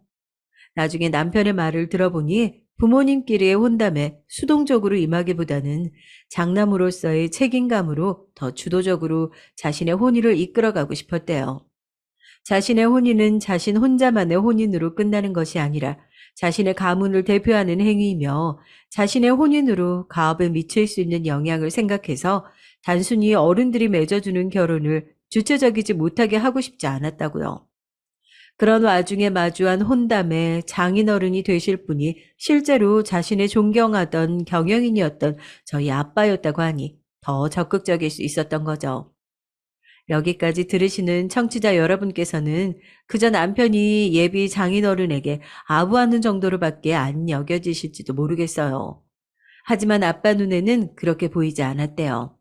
앞서 말씀드렸듯이 굳이 아빠에게 그렇게 아부를 하지 않아도 될 위치의 집안 자제이고 혼담이 오간다고 해서 따로 인사까지 오는 청년은 한 명도 없었는데 적어도 생각이 열려 있고 예의가 바른 젊은이라는 생각이 들었다고 합니다. 하지만 그렇다고 해도 아빠는 쉽사리 혼인을 승낙할 수 없었어요. 그런데 우리 영경이는 한 번도 본 적이 없지 않은가? 나에 대해 좋게 생각해 주는 건 고맙네만 지금이 조선시대도 아니고 자네가 딸아이를 잘 모르는 채로 혼인을 허락할 수는 없네. 아빠는 사실 이미 남편이 마음에 들긴 했지만 사촌 언니의 실패 사례가 기억이 나서 더 신중을 기하셨죠. 대표님께서 우려하시는 바가 무엇인지 정확히 알고 있습니다. 그러나 저는 확신할 수 있습니다. 배우자의 됨됨이를 정확히 알고 싶으면 그 부모님의 인성을 보라는 말이 있지 않습니까? 대표님처럼 훌륭한 아버지 밑에서 자란 따님은 분명히 저에게 과분할 정도로 훌륭한 여자라는 것을 믿습니다. 그래도 정 염려가 되신다면 따님과 1년의 시간 동안 먼저 교제를 해보겠습니다. 그 이후에 따님이 보기에 그리고 대표님이 판단하시기에 저와 저희 집안이 적합지 않다 여기시면 그때 혼담을 물으셔도 좋습니다. 아빠는 진솔하게 그러면서도 적극적으로 혼인에 임하는 남편의 태도에 신뢰감을 느껴 저에게 바로 좋은 사람이 있으니 만나보라고 하셨죠. 그렇게 남편이 약속한 1년 동안 제게 보여준 남편감으로서의 모습은 너무나 훌륭했어요. 패기 있게 아빠의 사무실에 찾아가서 보여줬던 소위 말하는 따님을 제게 주십시오와 같은 당당한 태도에 걸맞게 성실하고 자상한 배우자감으로서의 신뢰를 보여줬죠. 그 과정을 지켜보신 아빠가 흔쾌히 결혼을 허락하신 것은 말할 필요도 없겠죠. 더욱 놀라운 것은 시댁의 태도였습니다. 남편이 말한 그 1년간의 교제 기간이 사실 시댁에서 생각하기에 따라서는 기분이 나쁠 수도 있잖아요. 시댁 입장에서는 우리 아들이 어디가 모자라서 저렇게 1년을 숙이고 들어가면서까지 결혼을 해야 하나 생각할 수 있지 않겠어요? 하지만 시부모님 모두가 아빠와 남편의 약속 내용을 존중해 해주셨고 오히려 그렇게 하는 것이 맞다며 지지해 주셨습니다. 여기까지가 양가의 지지 아래 중매로 시작해 연애 결혼으로까지 이어진 저희 부부의 이야기입니다.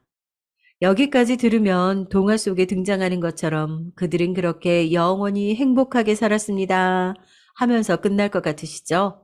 그런데 어디 인생이 그렇게 생각처럼 만만하던가요? 많은 이들의 축복 속에 치러진 저희 부부의 결혼식이 제 2년도 지나기 전에 그 평화는 깨지기 시작했습니다. 바로 새로운 동서가 등장하고서부터죠. 늘 신사적으로 저와 저희 부모님을 존중하시던 시부모님의 태도는 이름만 대면 알만한 재벌가 자제인 동서를 둘째 며느리로 맞이하고부터 눈에 띄게 차가워졌습니다. 정확히는 시어머니의 태도가요.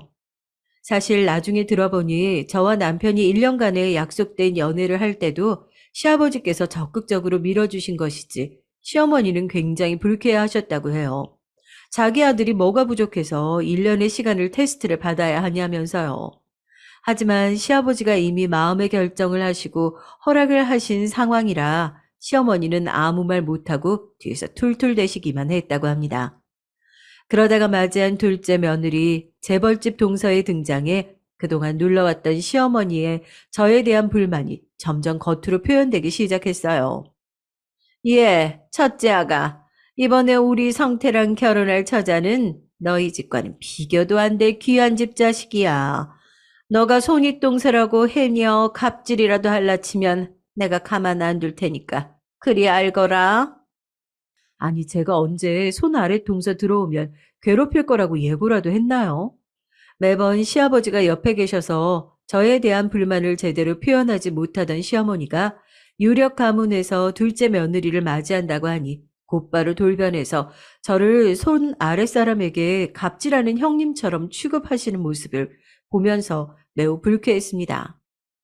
그리고 웬일인지 시어머니가 조금이라도 제게 안 좋게 얘기하시려고 하면 미리 알고 중간에서 중재를 잘 하시던 시아버지도 이번만큼은 시어머니의 막말에 그저 방관만 하셨어요. 저희 집안의 재력과는 비교도 안 될 동서댁의 재력과 사회적 위치가 시부모님의 저에 대한 태도를 돌변하게 만들었다는 사실이 저를 매우 슬프게 만들었습니다. 나중에 남편에게 듣고 보니 그때 당시에 시아버지께서는 정계 진출을 염두에 두셨고, 그러자면 동서댁과 혼인이 자신의 꿈을 이루는데 큰 도움을 줄 것이라는 생각을 하셨다고 해요.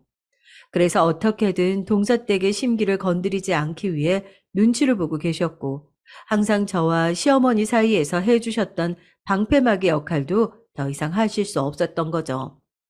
겉으로는 시어머니만 나쁜 사람 같아 보였지만 방관하고 묵인하는 시아버지도 결국에는 다 똑같은 사람이라는 생각이 들었습니다. 권력에 대한 욕구는 사람을 이렇게 돌변하게 만든다는 생각도 들었어요. 완벽한 결혼이라고 생각했는데 다정한 남편과 탄탄한 시댁의 위치, 그리고 저희 집안에 대한 신사적인 시댁의 태도까지. 그런데 그런 완벽할 것만 같던 결혼 생활이 재벌 가문에서 온 둘째 며느리의 등장에 균열이 가다니, 그때 느꼈던 실망감은 제게 굉장히 크게 다가왔어요. 그래서 남편에게 푸념을 잔뜩 늘어놨죠. 오빠, 나 솔직히 도련님 좋은 집안이랑 결혼한다고 하니까 어머님이 태도 싹 돌변하는 거 되게 서운해. 우리 집도 나름 정말 열심히 살아서 지금 위치까지 올라왔고, 오빠도 그런 우리 아빠랑 우리 집안을 좋게 생각해서 그렇게 적극적으로 나한테 구애했던 거 아니야? 여보, 당신 서운한 마음 충분히 이해해. 우리 엄마 극성맞은 태도에 평생 시달려온 나랑 성태가 그 마음을 왜 모르겠어. 그런데 이번 성태 결혼 때까지만 모른 척 넘어가 주라. 정계 진출은 아버지의 오랜 꿈이었고 사돈댁에서 적극적으로 도와주기로 먼저 얘기가 오갔나 봐. 그 과정에서 서로 혼기가 찬 아들, 딸도 있으니 아예 혼담으로까지 이어진 거지. 그래도 여보, 동서될 사람이 참 괜찮은 사람이라고 하더라고. 성태가 웬만하면 친형인 나한테도 어릴 때부터 자기 연애사는 전혀 얘기를 안 했는데 이번만은 아주 입이 마르도록 칭찬을 하더라니까. 그런데 그 상황을 더욱 묘하게 흘러가게 만든 건 바로 그 참 괜찮은 사람이라는 동서의 정체였습니다. 정말 신기한 게 뭔지 아세요? 양가 상견례 때 도련님이 결혼할 사람이라고 소개한 동서가 다름 아닌 미국 유학 시절 저와 가장 친했던 룸메이트였지 뭐예요. 어머나, 미셸, 아니, 미진아, 이게 웬일이야? 아니, 도련님 색시될 사람이 너였어? 내가 그동안 회사 일이 바빠서 도련님 소식에 너무 무심했나 보다. 정말 생각지도 못했어. 너무 반갑다, 지지배야. 영경 언니, 세상에 이게 무슨 일이야? 그러면 내 형님이 이제 언니야? 그러고 보니 언니 결혼식도 나 그때 해외 출장 가 있어서 참석 못했잖아. 그러니까 더더욱 몰랐을 수밖에 없네. 이렇게 세상이 좁을 줄이야. 세상에. 근데 언니 난 너무 좋아. 아니 이제 형님이라고 불러야지. 미진이와 저는 외롭고 힘들었던 미국 유학 시절을 서로에 의지하며 꿋꿋이 이겨낸 우정을 넘어선 일종의 전우애를 가지고 있던 애틋한 사이였습니다.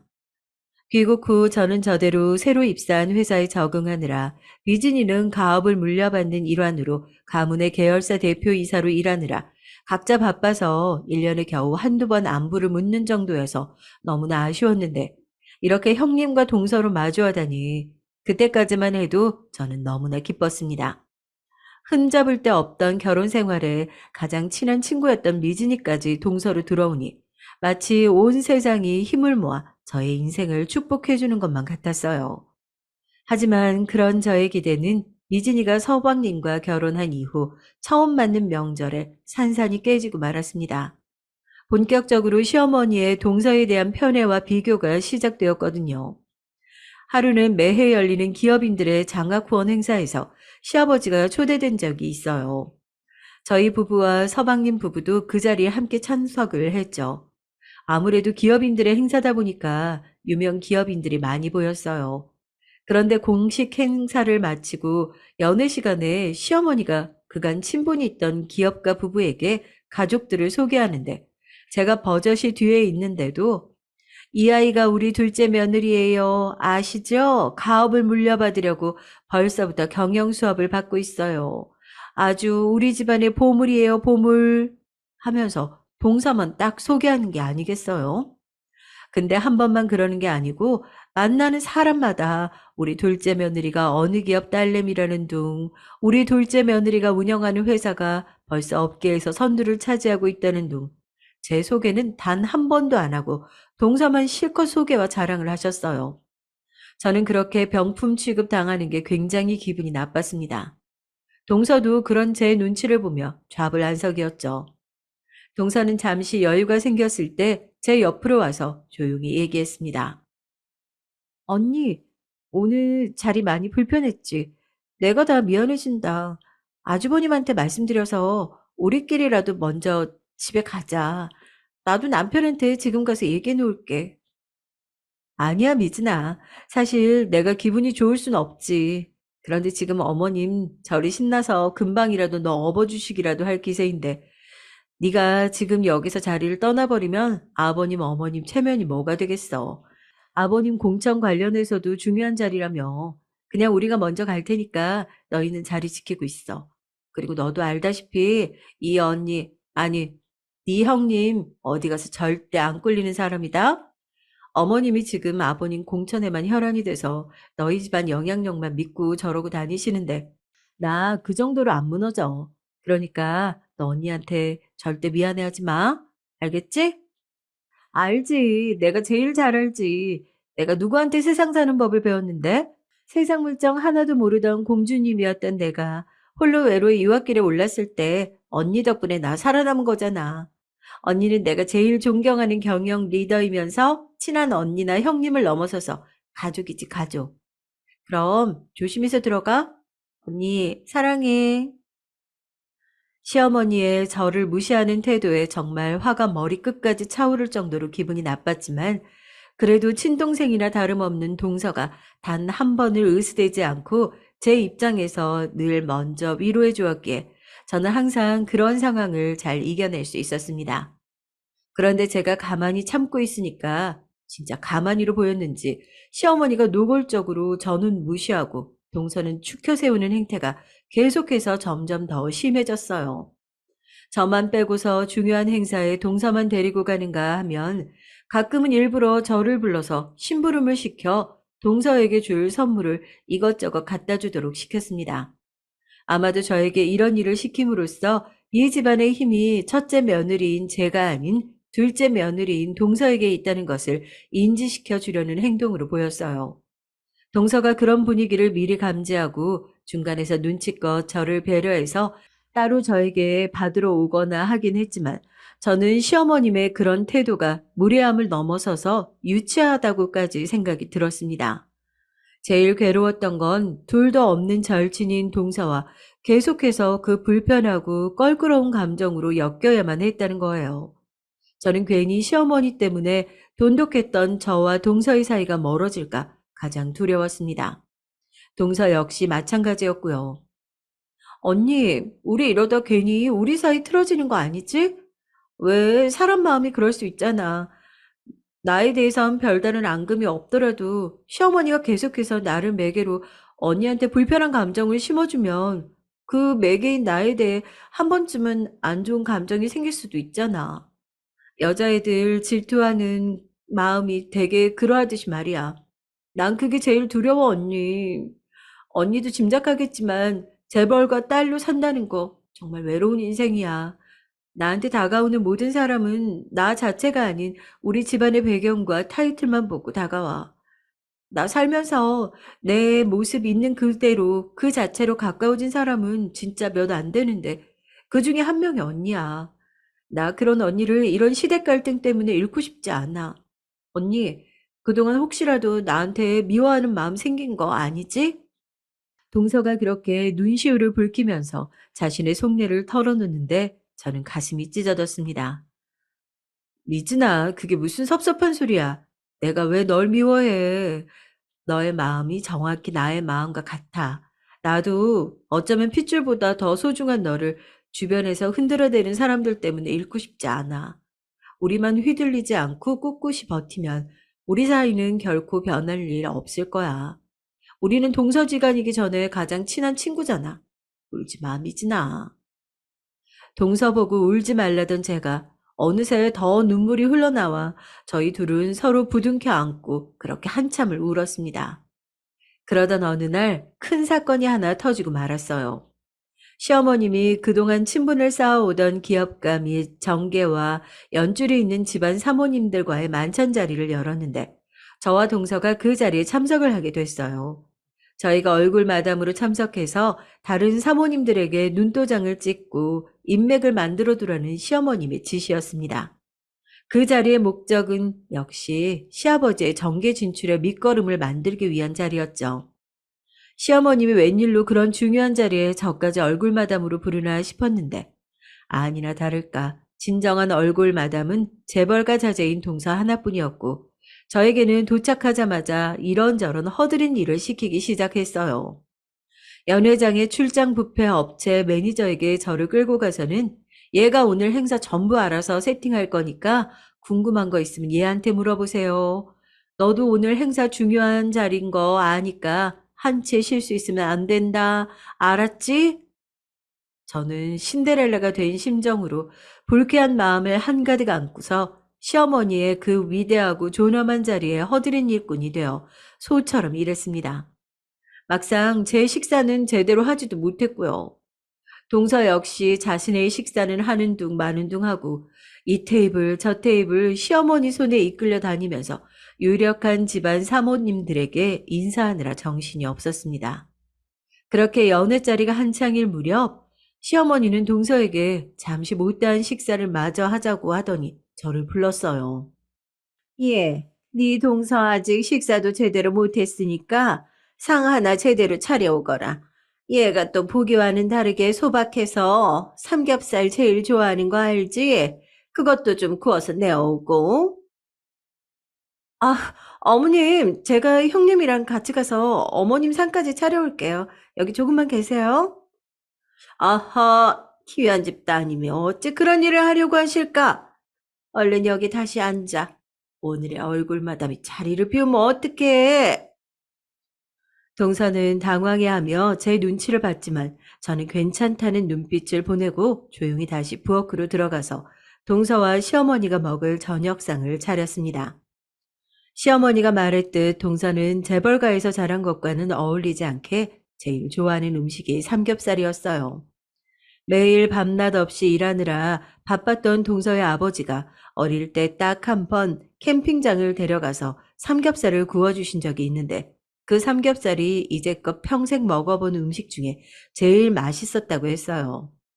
동서의 아버지 역시 늘 남이 해주고 구워주던 음식만 먹다가 거의 처음으로 딸에게 삼겹살을 구워주다 보니 그게 좀 서툴러서 삼겹살이 약간 탔다고 했어요. 그런데 동서는 그 삼겹살이 타고 말고를 떠나 늘 바빴던 아빠와 그렇게 삼겹살을 구워 먹을 수 있다는 사실이 너무 좋아서 그 탄 삼겹살의 맛을 평생 잊을 수 없다고 했습니다. 그래서 항상 유학 시절 저와 함께 고기를 구워 먹을 때도 바싹 익혀 먹는 버릇이 있었어요. 그런 동서의 식성을 잘 아는 저는 동서가 먹을 삼겹살을 역시나 바삭하게 익혀서 준비했죠. 그렇게 상을 차려서 내가는데 그 바삭하게 익힌 삼겹살을 보더니 시어머니의 반응이 난리가 났습니다. 예, 너 지금 이게 뭐 하는 거니? 응? 너 지금 동서한테 뭐 질투라도 하는 거야? 아니, 삼겹살을 이렇게 무식하게 바싹 구워오는 애가 어딨어. 바싹 구운 정도가 아니라 아예 태웠네, 태웠어. 아휴, 어쩜 이렇게 삼겹살 하나를 제대로 못 굽니? 어머님, 제가 삼겹살 바싹 구운 거 좋아하는 거 형님이 아시고 그렇게 구워오신 거예요. 그러지 말고 이리 주세요. 제가 다 먹을게요. 아휴, 얘가 또 착해서 지 형님 감싸준다고 또 이러고 있네. 아, 너는 동서 보기 부끄럽지도 않니? 정말 하나부터 열까지 마음에 드는 구석이 한 개도 없어. 너 이제 그만 정리하고 먼저 집에 들어가도록 해라. 여기는 나랑 둘째 아가가 마무리하고 갈 테니까. 저는 그 자리에서 더 이상 참아왔던 분노를 참지 못할 것 같았습니다. 금방이라도 쥐고 있던 삼겹살 집게를 내팽개치고 시어머니에게 맞서려는 순간 그런 제 낌새를 눈치챈 동서가 얼른 제 집게와 접시를 낚아채더니 테이블 위에 놓고는 저의 손목을 잡아 끌며 말했습니다. 형님, 잠깐만 이리로 같이 오세요. 저랑 같이 가실 때가 있어요. 아니, 어딜 간다 그래? 이거 좀 놔봐봐, 동서. 야, 정미진. 아니, 얘가 갑자기 왜 이래? 아니, 얘, 니들 지금 밥 먹다 말고 어디 가는 거야? 동서는 그렇게 연회장 안에 단상 위로 저를 끌고 가더니 연회가 한창이던 북적북적한 분위기를 뒤로 한 채 마이크에 대고 말을 하기 시작했습니다. 안녕하세요, 여러분. 이미 많은 분들께 따로 인사드렸지만 다시 한번 소개하겠습니다. 여러분들이 아시다시피 저는 삼왕그룹의 막내딸이고 현재 주식회사 SH 에너지 솔루션의 CEO를 맡고 있는 정미진이에요. 사실 제가 지금 이 자리에 선 이유는 제 소개를 하기 위함이 아니라 저에게는 항상 든든한 제1의 지원군이자 제가 이 자리에 있기까지 가족과 다름없이 저를 돌봐주었던 저의 소중한 인연을 소개하기 위해서예요. 네, 지금 바로 옆에 서 계시네요. 많은 분들이 저의 손윗동서로만 알고 계시겠지만 다시 정식으로 소개합니다. 주식회사 SH 에너지 솔루션의 대주주 박영경님을 소개합니다. 큰 박수 부탁드립니다. 동서의 갑작스런 제 소개에 연회장 내 손님들은 잠시 머뭇거리다가 이내 큰 박수를 보내주었어요. 저는 작은 목소리로 동서의 옆구리를 쿡 찌르며 말했습니다. 야, 갑자기 이렇게 소개하면 어떡해? 어쩌려고 그래? 언니, 일단 소개받았으니까 내빈들에게 인사말이나 멋들어지게 하셔. 그 다음은 내가 생각한 게 있으니까. 으, 하여튼 알았으니까 빨리 마이크나 내놔봐. 안녕하세요. 방금 소개받은 주식회사 SH에너지 솔루션의 대주주이자 주식회사 다인통상의 큰며느리 박연경입니다. 오늘 저희 시어머니께서 마련한 이 자리에 귀한 손님들께서 방문해 주셔서 더할 나위 없이 기쁘고 감사를 드립니다. 계속해서 여러분들과 좋은 인연으로 업계에서 또 다른 여러 곳에서 함께 해나가고 싶습니다. 모쪼록 오늘의 만찬 자리를 한껏 즐겨주시고 부족한 것이 있으면 언제든지 요청해 주시면 바로 도와드리겠습니다. 그럼 계속해서 즐거운 시간 보내십시오. 이어지는 큰 박수와 함께 저와 동서는 단상을 내려왔고 바로 마주한 것은 벙찐 얼굴로 저를 바라보는 시어머니의 모습이었어요. 아니, 너네 지금 이게 무슨 소리니? 아니, 첫째 아가가 너희 회사 대주주라니. 그게 무슨 얘기야? 어머님 이제 하셨죠? 들으신 그대로예요. 영경 언니, 아니 우리 형님, 제 손윗동서이고 어머님의 며느리이기 이전에 저희 회사의 존망을 좌지우지하는 당당한 대주주예요. 그러니까 어머님, 앞으로 우리 형님 대하실 때에도 제게 해주시는 것처럼 다정하게 대해주시길 부탁드려도 될까요? 동사는 이때를 놓치지 않고 저를 위해 나서주었습니다.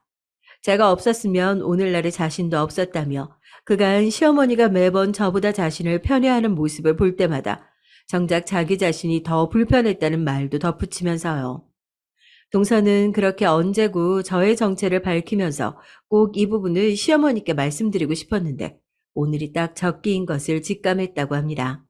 자, 그런데 여러분, 딴 것보다 일단 제가 동서 회사의 대주주라니 이게 어떻게 된 일인지 청취자 여러분도 궁금하시죠? 매번 시어머니에게 구박만 받던 신데렐라 같던 첫째 며느리인 제가 언제 어떻게 그런 위치에 올라 있었을까요? 이야기는 동서가 결혼하던 당시로 거슬러 올라갑니다. 너무나 오랜만에 절친이었던 우리 동서지간으로 만났던 것이 크게 고무가 되어 언제고 꼭 같이 사업을 해보자고 몰래 약속을 했었어요. 일반적인 집안의 결혼과는 달리 기업과 가문과의 혼인에서는 생각보다 신경 써야 할 것이 많기 때문에 여러 고충이 있었습니다. 다른 일반적인 결혼 생활이 쉽고 녹록하다는 말씀을 드리는 것은 아니에요. 다만 그 녹록지 않은 고충의 색깔이 조금 다르다고 할까요? 그럴 때 그런 집안 며느리들의 돌파구는 자신만의 커리어를 쌓는 것입니다. 저와 동서도 기업가 가문의 며느리가 되면서 나름의 고충을 겪고 있던 중 둘 다 없는 지원군을 제외하게 되면서 일적으로 함께 협업해 나가면서 새로운 해소 창구를 찾자는 것이 저와 동서의 계획이었어요. 그러던 중 동서의 회사가 계열사 통합 분리를 하면서 동서가 CEO로 있던 계열사의 지분 매도 의사를 밝혀왔는데 저는 뒤도 돌아보지 않고 그 지분을 매수해서 그때 대주주의 자리에 오르게 된 것이죠. 망설일 이유가 없었습니다. 리즈니와 꼭 한번 사업을 해보고 싶었던 데다가 신경 써야 할 것이 많은 결혼 생활의 돌파구가 될 수 있는 좋은 기회니까요. 다행히 제가 대주주로 취임하고 난 이후에 사세도 많이 확장을 하게 됐어요. 시어머니가 그렇게 자랑하던 동서의 회사가 업계에서 자리를 탄탄하게 자리 잡아가고 있던 그 부분이 사실은 저의 공로도 꽤 포함이 되어 있었던 것이죠. 그렇다면 시어머니가 그렇게 저를 무시하고 동서 편에만 할 때 왜 한 번도 저의 그런 정체를 밝힐 생각을 안 했냐고 궁금해 하실 수도 있을 텐데요. 그냥 저는 굳이 저의 타이틀로 시어머니께 무언가를 어필하고 싶지 않았습니다. 재벌가 며느리라는 타이틀에만 눈이 멀어 타인을 멸시하는 시어머니에게 저도 똑같이 대주주라는 타이틀로 맞서면서 시어머니랑 똑같은 사람이 되는 것 같아서요. 더 중요한 이유가 하나 더 있어요. 그건 바로 남편의 모습에 대한 믿음 때문이었습니다. 시어머니가 아무리 제게 못되게 굴었어도 저희 부부의 혼담이 오갈 때 저희 아버지를 찾아와서 진솔한 모습을 보이던 남편의 순수한 모습이 이 집안의 본래 성격을 잘 드러내는 모습이라는 믿음이 계속해서 있었어요. 시어머니와 시아버지가 정계 진출이라는 야망에만 눈이 멀어 점점 더 겉으로 보이는 타이틀만 중시해 갈 때, 그러나 그들의 마음속의 깊은 곳에는 진솔하고 순수한 장남을 잘 길러낸 선한 마음이 아직은 남아있을 것 같다는 믿음이 있었습니다. 그 근거는 희박하지만 본능적으로 느낄 수 있었죠. 그리고 그 느낌은 저의 정체를 밝힌 이후에 시어머님의 태도에서 확신으로 변했습니다. 제 정체를 밝힐 당시에는 시어머님이 저의 정체에 말문을 잃은 데다가 동서의 조곤조곤하지만 날카로운 일침을 받은 충격에 그날 자리가 파할 때까지 정신을 못 차리셨지만 며칠이 지나 제게 할 말이 있다고 하시면서 저희 집으로 직접 찾아오신 게 아니겠어요? 아니, 어머님 부르시면 제가 갈 텐데 어떻게 직접 여기까지 오셨어요? 내가 너한테 할 말이 있어서 직접 왔다. 얼른 앉아보거라. 네, 어머님 말씀하세요. 시어머니는 저와 마주 앉은 후 잠시 동안 머뭇거리시더니 이내 힘겹게 말문을 여셨어요. 예, 첫째 아가. 아니, 연경아. 그동안 내가 정말 미안했다. 네 시아버지도 나도 조금만 더 힘내면 국회의원 집안이 될 수 있다는 생각에 정말 뒤도 안 보고 달렸다. 그 과정에서 둘째 아가만 편애하고 너에게 소홀했던 것이 참 미안하고 스스로도 너무 부끄럽구나. 내가 준태가 자랄 적에도 항상 어느 누구든 편견 없이 대하고 예의 바르게 대하거라 가르쳤고 또 우리 집안이 돈 좀 있다고 해서 다른 우리보다 더 어려운 사람들을 절대 멸시해서는 안 된다고 철저하게 가르쳤건만 어느새 내가 그렇게 준태에게 되지 말라고 가르쳤던 바로 그 사람이 되어 있지 뭐냐. 가장 부끄러웠던 건 네가 전도 유망한 기업의 대주주라는 사실을 알게 되자마자 너에 대한 작은 태도부터 바뀌는 내 모습이었어. 내가 둘째 아가에게 더 많은 신경을 썼던 거는 인정한다. 그런데 너도 그런 못지않은 위치에 있는 사람이라는 걸 알고 나니까 그동안 너에게 소홀했던 지난 날을 반성하기보다 어떻게 하면 이전의 잘못은 최대한 덮고 너의 그 사회적 위치마저 네 시에 비해 정계 진출의 디딤돌로 삼을까 고민만 하고 있는 내 자신을 발견했을 때, 아, 정말 스스로에게 느끼는 수치심을 감출 수가 없었어. 권력에 대한 욕구라는 게 이렇게 사람을 망가뜨리는구나. 아니, 권력은 핑계고 사실은 내가 원래부터 그런 사람이었던 거지. 준태에게 부끄러운 부모가 된 것 같고 그리고 너에게 파렴치한 시모가 된 것 같아서 고개를 들 수가 없다. 어쩌면 시어머니로서 며느리에게 정말 쉽게 할 수 없는 진솔함이 가득 담긴 사과였습니다.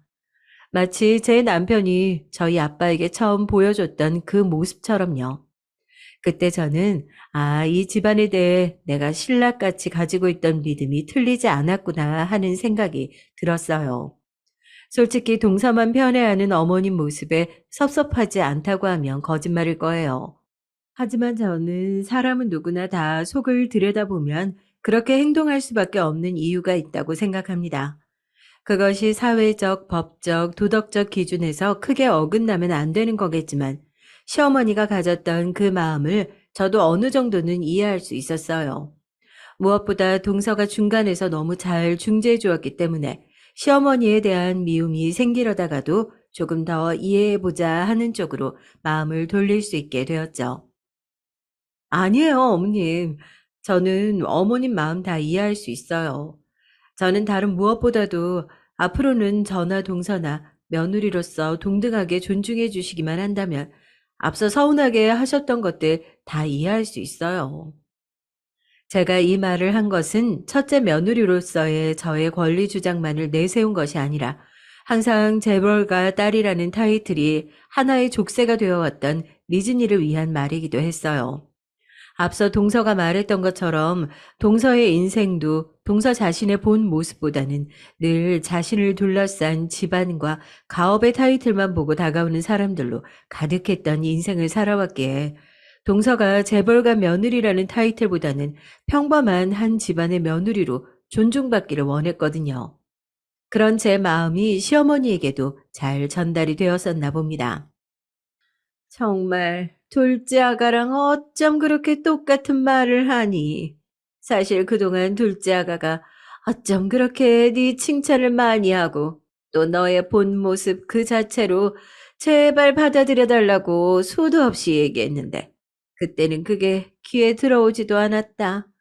정말 며느리들이 이 시모보다 훨씬 어른이구나. 훨씬 어른이야.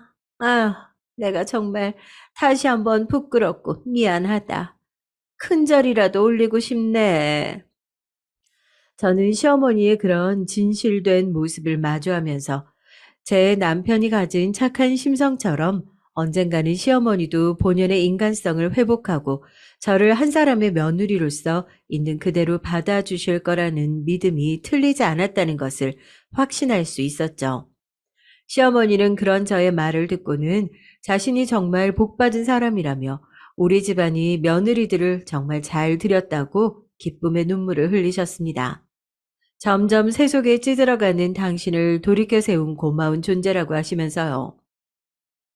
이제는 내가 너희들을 며느리가 아니라 스승님이라고 해야겠구나. 어머니, 이제 그만하세요. 민망해서 몸둘 바를 모르겠네요. 어머니, 우리 말 나온 김에 이따가 동서랑 같이 식사해요. 그러고 보니까 우리 그동안 집안 여자들끼리 모일 시간이 정말 없었잖아요. 이따가 동서랑 업무 일정 때문에 잠깐 만나기로 했는데 그것만 끝나고 맛있는 거 먹으러 가요, 우리. 그래, 그러자꾸나. 고맙다. 정말 고마워. 시어머니는 끝내 눈물을 보이셨고 그날 이후로 완전히 새 사람이 되셨습니다. 아니, 정확히는 원래 순수했던 시어머님으로 돌아가셨다고 하는 것이 맞겠네요. 더욱 놀라운 건 시아버지도 그 이후로 정계 진출을 포기하셨어요. 권력 욕에 눈이 멀어 자신이 점점 악마가 되어가는 것 같다면서 지금의 삶에 만족하면서 여생을 남에게 베풀며 살고 싶다고 하시면서요. 권력 욕을 내려놓은 이후로 살아온 그 어떤 때보다 마음이 가볍다고 하셨습니다. 그 이후로 시아버지와 시어머니 두 분 다 입버릇처럼 말씀하시길 우리 집안 며느리들 하나는 진짜 잘 들였다고 하셨어요. 예, 니들은 동서지간 이전에 아무리 친했던 사이라고는 하지만 가끔 보면 친자매보다 더 끈끈한 것 같다. 전생에 무슨 특별한 인연이 있었길래 이런다니. 어머님, 안 그래도 저희도 매일 그 얘기해요. 리진이랑 저는 전생에 부부였거나 아니면 엄마와 딸이었거나 했을 거라고요. 유학 시절에도 그런 얘기 밥 먹듯이 했는데 이렇게 동서지간으로까지 만나게 되니까 정말 전생에 뭐가 있긴 있었나 봐요. 그래, 니들이 전생에 쌓은 인연으로 우리 집안이 이렇게 복을 받게 되니 정말 감사하고 또 감사하다. 이렇게 우여곡절 끝에 평화를 찾은 저희 집안은 그 이후로도 쭉 화목하게 지내며 저는 세 아이의 엄마, 동서는 두 아이의 엄마가 되어 각자의 일과 육아에서까지 성공적인 삶을 살아냈습니다.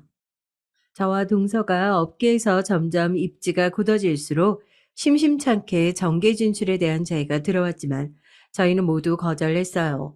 그리고 역시나 저희도 아이들이 자랄 때 겉모양으로 나타나는 모습으로 사람을 절대 판단하지 말고 항상 상대방을 존중하며 자신보다 처지가 어려운 사람을 도우며 살라고 가르쳤습니다. 다행히 아이들도 집안의 이런 가르침을 잘 따르고 훈육받아서 어디 가나 환영받고 사랑받는 아이들로 자라게 되었어요. 저희 첫째 아들은 평생을 남들을 돕는 일을 하면서 살고 싶다며 국경 없는 의사회에서 활동을 하고 있고, 둘째도 첫째 형과 비슷한 국제구호 NGO 단체에서 간사로 일하고 있습니다. 막내는 이제 막 대학을 졸업해서 자신이 하고 싶은 일을 찾아 세계를 일주해보고 싶다는 생각에 배낭 하나 메고서 저 멀리 지구 반대편에서 여행을 하고 있어요. 동서의 두 딸 역시 고등학교를 졸업하자마자 학비는 자신들이 벌겠다며 이것저것 고사리 손으로 알바를 해가면서 열심히 대학 생활을 보내고 있습니다. 저는 제 아이들과 조카들 모두에게 가장 고마운 것은 부모 덕택에 부유하게 자랐음에도 그것을 당연하게 생각하거나 누리려고만 하지 않고 자신만의 길을 개척해 나가려는 모습을 볼 때입니다. 아이들이 그렇게 바른 마음을 가지고 자랄 수 있었던 것은 앞서 말씀드렸듯이 겉모양과 사회적 위치가 중요한 것이 아니고 항상 사람을 존중하며 자신보다 어려운 처지의 사람들을 도우며 살라는 집안에 좋은 가르침이 있었기 때문이라고 생각해요. 아직까지도 이 세상은, 아니 어쩌면 이 세상이 존재하는 그 끝날까지도 겉모양으로만 타인을 판단하는 인간의 본능은 사라지지 않을지도 모릅니다. 그러나 그러한 인간의 본능을 인지하고 바른 양육을 통해 올바른 길로 가고자 하는 것 또한 인간의 본능이라고 생각해요. 흔히 인간의 본능이라고 하면 나쁜 쪽이고 세속적인 쪽으로만 생각하게 되는 경향이 있는데, 만약 그런 부분만이 인간의 본능이었다면 인류가 현재까지 이렇게 존재하기는 어려웠을 겁니다. 저는 성악설을 믿지만 그 악한 가운데서도 그 악을 역행하고자 하는 무언가 알 수 없는 본능이 또한 항상 존재하는 것이 인간이라고 믿습니다. 그렇기에 오늘 제 사연을 들어주시는 청취자 여러분에게도 권하고 싶어요. 청취자 여러분도, 그리고 여러분의 자녀들에게 가르치실 때에도 타인의 겉보다 중요한 속을 바라볼 수 있는 사람이 될 수 있기를 바랍니다. 저와 동서가 좀 더 이런 것에 간절한 이유는 아시다시피 저희는 어릴 적부터 저희 본질적인 자아 모습보다 부모님의 씌워준 타이틀과 사회적 명성으로 판단을 받았던 사람들이기 때문이에요. 혹자는 배부른 소리라며 저희들을 비판하실지도 모르지만 저희와 같은 환경에서 자라신 분들이 있다면 아마 100% 공감하실 겁니다. 그러한 부모의 타이틀과 집안의 재력을 제외한다면 나 자신은 과연 어떤 사람인가, 어쩌면 빈 껍데기가 아닐까 하는 의문들이죠. 그렇기 때문에 아이러니하게 더더욱 사회적 타이틀과 경제적인 우위를 점하는 데에 혈안이 돼 있는지도 모르겠습니다. 그것이 없으면 빈 껍데기라고 느끼니까 더욱더 그런 것들을 통해 자아를 채우려고 하는 것이죠. 저희 시어머님이 그랬던 것처럼요. 하지만 역시나 시어머님이 회심하고 올바른 길로 갈 수 있었던 것처럼 우리 모두는 본인의 마음만 먹으면 사회적 겉모양을 떠나 타인의 내면을 바라보는 성숙의 단계까지 성장할 수 있다고 믿습니다. 갑자기 설교 시간이 된 것 같다고요? 오늘 소개한 사연의 사건이 있었던 시절과 평생을 기업가로 살아온 지난 날을 돌이켜보니 제가 살아오면서 느낀 것이 하나로 이어지는 것 같아서 꼭 나누고 싶었으니 양해 부탁드리겠습니다. 오늘 이 사연의 주인공이었던 시어머니의 일주기 추도 예배가 있는 날이에요. 이렇게 사연을 보내게 된 것도 저와 우여곡절 많았던 시어머니와의 지난 날을 돌이켜보면서 쓰게 된 것이 그 시작이었네요. 시어머니는 그렇게 저에게 진심 어린 사과를 하신 이후에 남은 여생을 인심 좋은 동네 할머니로 온전히 이웃을 위해서 봉사하다가 작년에 평안히 눈을 감으셨어요. 마지막에 눈을 감으실 때 제게 하셨던 말씀이 아직도 기억에 남습니다. 아가, 미안했다. 정말 미안해. 그리고 고마워. 이미 수십 년 지난 일인데도 그 시절 저에게 소홀하셨던 것이 미안하셨는지 마지막 가시는 길에도 저에게 미안하다는 말씀을 남기시면서 떠나셨어요. 그리고 고맙다는 말씀 역시 진심으로 다가왔습니다. 당신께서 인간성의 본질을 잃지 않고 다시 돌아오게끔 만들어줘서 고맙다는 말씀이었죠. 그때 당시에는 그렇게 미웠는데 마지막 제게 남기신 말씀을 떠올릴 때면 또 시어머니가 그리워지기도 합니다. 저는 그런 마음을 아는지 역시 저의 영원한 단짝이자 가족인 동서가 저를 위로해 줍니다. 언니, 어머님 좋은 곳에서 편하게 잘 지내실 거야. 미안하다고 하셨다는 말 너무 마음에 두지 마. 어쩌면 언니 덕분에 어머님이 다시 어머님답게 돌아오실 수 있었던 거잖아. 그래, 고마워, 미진아. 그리고 그 덕분에 우리도 아이들 잘 키울 수 있었던 거니까. 우리도 남은 인생 어머님이 그랬던 것처럼 남들에게 베풀면서 세상에 좋은 건 많이 남기고 떠나자. 언니. 언니는 이미 좋은 건 많이 남겼고, 앞으로도 그럴 거야. 여기까지 제가 준비한 사연입니다. 어떻게 다들 재밌게 들으셨나요?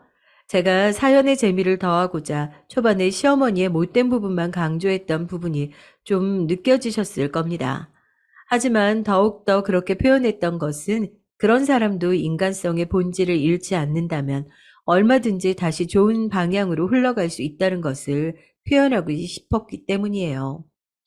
우리가 어릴 때 만화나 소설을 보면 세상 악덕하고 악질적인 등장인물이 한 명씩은 꼭 나오잖아요. 그런데 그 악당의 과거를 잘 들여다보면 그렇게 될 수 없었던 아픈 과거가 꼭 있죠. 어떤 작품에서는 그렇게 될 수밖에 없던 과거를 청산하고 저희 시어머니처럼 좋은 사람으로 다시 변하기도 하지만 어떤 작품에서는 그 악당이 그렇게 변할 수밖에 없던 타당한 이유가 있었더라도 영원히 악당으로 끝나기도 합니다. 오늘 제 사연에 빗대어 한 가지 예를 들자면 시집살이를 당했던 며느리는 다시 자신의 며느리에게 시집살이를 시키는 것이 대표적이죠. 혹시 여러분 중에도 자신이 악당이 될 수밖에 없었던 자신의 인생이 안 좋은 방향으로 흘러가게 만든 원인이 되었던 사건이 있나요? 정말 안타깝게도 그 사건이 여러분에게 일어난 것은 너무나 유감스러운 일입니다. 할 수만 있다면 제가 여러분의 과거로 돌아가서 그 사건을 없었던 것으로 해드리고 싶어요. 하지만 그 안 좋은 기억을 겪었던 모두가 다 악당이 되는 것은 아닙니다. 계속해서 악당으로 머무를 것이냐, 다시금 자신의 인간성을 좋은 방향으로 변모할 것이냐는 자신의 선택입니다. 저희 시어머니가 세속적이고 악하게만 흘러가던 자신의 모습을 돌이켜 다시금 좋은 사람이 되신 것처럼요. 지금 이 순간에도 과거의 안 좋은 기억과 싸우고 계실 분들, 그리고 그 속에서 어떻게 나아가야 할 바를 찾지 못하고 계신 분들 모두 응원합니다. 여러분이 그 속에서 하신 선택이 여러분 스스로와 사회에 빛이 될 수 있도록 아니면 영원히 끊이지 않는 인간사의 고통의 굴레를 반복하게 될 수도 있습니다. 저는 여러분들이 올바른 선택을 할 것이란 믿음을 가지며 이만 사연을 마무리합니다. 그럼 모두 좋은 하루 보내세요.